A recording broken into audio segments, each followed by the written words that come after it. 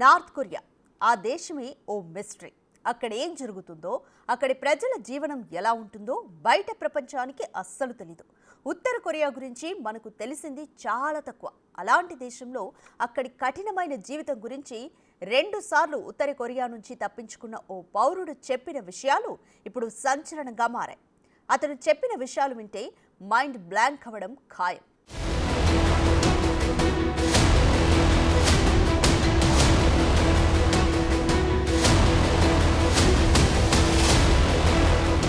నిజమైన నియంత పాలన ఎలా ఉంటుందో ఇప్పటికే గుర్తు చేసే ఒకే ఒక్క దేశం ఉత్తర కొరియా.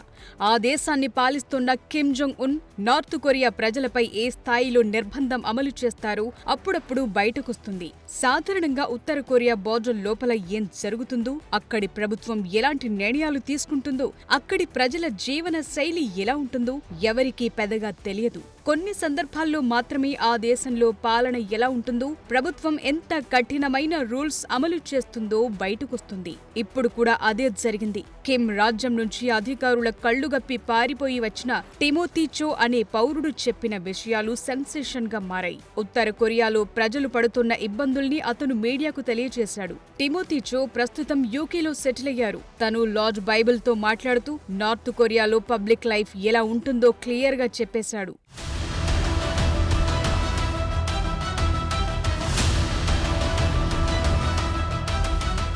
ఈ రోజుల్లో ప్రతి ఇంట్లో టీవీ, దానికో కేబుల్ కనెక్షన్ ఉండటం వెరీ కామన్. కానీ ఉత్తర కొరియాలో టీవీ కొనటం కూడా నేరమే. అక్కడి ప్రజలెవరైనా టీవీ కొనాలంటే ముందుగా ప్రభుత్వ అనుమతి పొందాల్సి ఉంటుందట.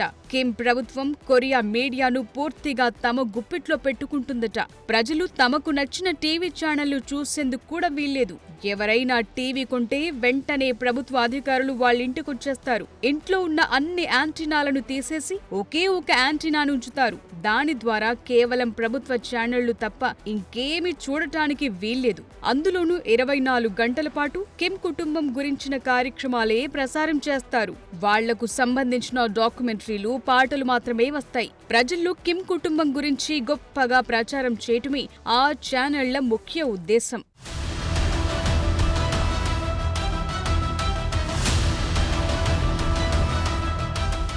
వాస్తవానికి ఉత్తర కొరియాలో మీడియానే కాదు, హెయిర్ స్టైల్స్ ని కూడా ప్రభుత్వమే శాసిస్తుంది. స్కూల్ పిల్లలు కూడా కొన్ని రకాల హెయిర్ స్టైల్స్ మాత్రమే ఫాలో అవ్వాల్సి ఉంటుంది. కేవలం 3 రకాల హెయిర్ స్టైల్స్ ని అనుసరించాలి. ఒకవేళ పొరపాటున ఎవరి జుట్టైనా 2-3 సెంటీమీటర్లు పొడవుగా ఉన్నా వాళ్లంతట వాళ్లు ఇబ్బందులు కొని తెచ్చుకున్నట్లే.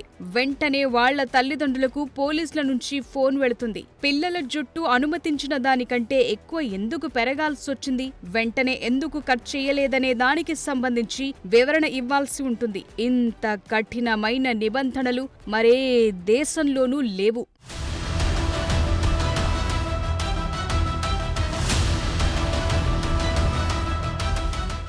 మరో షాకింగ్ విషయం ఏంటంటే, ఉత్తర కొరియా పాలకులను ప్రజలు దేవుళ్లా భావించాలి.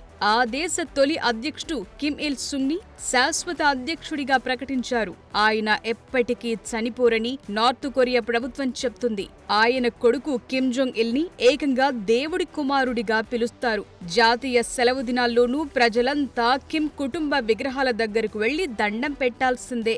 అది అక్కడ దేవుణ్ణి పూజించినట్లే. ఈ విధమైన కఠిన పాలన నుంచి తప్పించుకున్న వాళ్లు చాలా తక్కువ సంఖ్యలో ఉంటారు.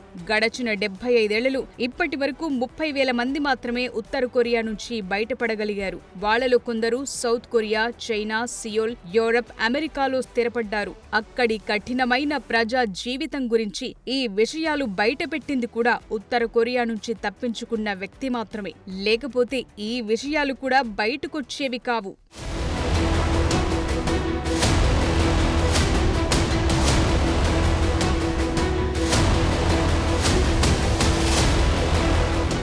ఉత్తర కొరియా మనకు ఒక దేశమే కావచ్చు, కానీ అక్కడ నివసించే ప్రజలకు అదొక నరకం. నరకంలో ఉండనన్ని శిక్షల్ని కూడా అక్కడే అమలు చేస్తారు. ఏ దేశంలోనూ లేని కఠినమైన రూల్స్ అక్కడే ఉంటాయి. జనం అల్లాడిపోతున్నా, చెప్పుకోలేని బాధతో రగిలిపోతున్నా, దిక్కుమాలిన రూల్స్తో ఎన్ని ఇబ్బందులు పడుతున్నా అక్కడి ప్రభుత్వానికి అస్సలు పట్టదు. నియంత కిమ్ మనసు అస్సలే కరగదు. అప్పుడప్పుడు కొత్త రూల్స్ పెట్టి జనం స్వేచ్ఛని మరింత హరిస్తున్నాడు.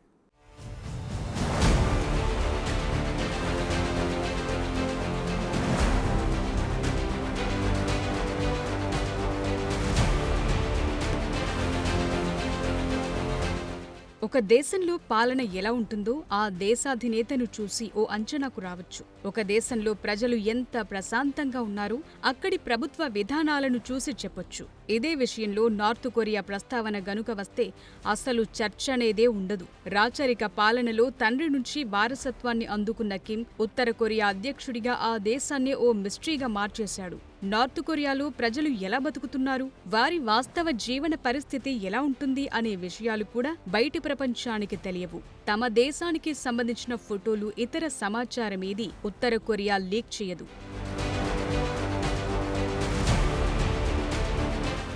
ఉత్తర కొరియా నియంత కిమ్ జోంగ్ ఉన్ గురించి ప్రత్యేకంగా చెప్పాల్సిన అవసరం లేదు. తనను తాను దేవుడిగా భావించే కిమ్ తన ప్రజలు తమకు నచ్చిన విధంగా ఉండేందుకు ఇష్టపడడు. చివరికి హెయిర్ స్టైల్ విషయంలోనూ ఎన్నో ఆంక్షలున్నాయి.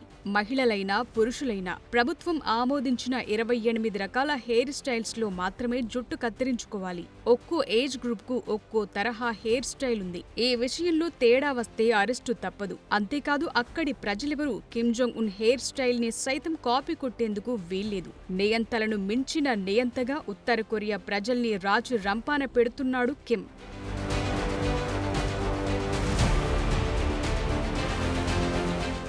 కిమ్ జోంగ్ ఉన్ ఎప్పుడూ లెదర్ జాకెట్ ని ధరిస్తాడు. కిమ్ స్టైల్ ని మార్కెట్ చేసుకునేందుకు అక్కడి టెక్స్టైల్ పరిశ్రమలు చీప్ మెటీరియల్స్ తో కిమ్ ధరించేలాంటి జాకెట్లను తయారు చేయటం మొదలుపెట్టాయి. వాటిని తక్కువ ధరకే మార్కెట్లో అమ్మాయి.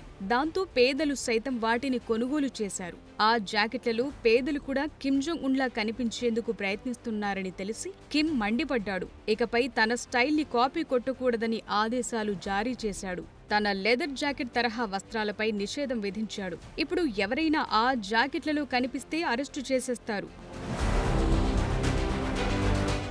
నిజానికి ప్రజల స్వేచ్ఛను హరించటం ఉత్తర కొరియాకు కొత్తేమీ కాదు. స్కిన్నీ జీన్స్, స్లోగన్ టీషర్ట్స్, ముక్కు పుడకల్ని కూడా నిషేధించారు. ఆ ఫ్యాషన్ పోకడలు పెట్టుబడిదారీ సమాజానికి ప్రతీకగా కిమ్ భావిస్తాడు. అందుకే అలాంటి ట్రెండ్ కి చెక్ పెట్టేశారు. అంతేకాదు పాశ్చాత్య దేశాల పత్రికలకు సైతం నార్త్ కొరియాలోకి ప్రవేశం లేదు. చివరికి జుట్టుకు రంగులు వేసుకున్నా శిక్ష తప్పదు.